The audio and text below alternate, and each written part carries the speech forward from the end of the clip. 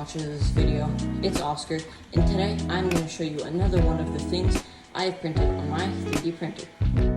Today I will be talking about this FlexiGrid. This one is specific as a 5x5 cube, which gives you 25 rectangles total, and each of these rectangles is connected by a tiny link on the inside, which is closed off at the end of printing. And these little links allow each of these rectangles to connect in really weird geometric ways, which look really cool and is really fun to play with.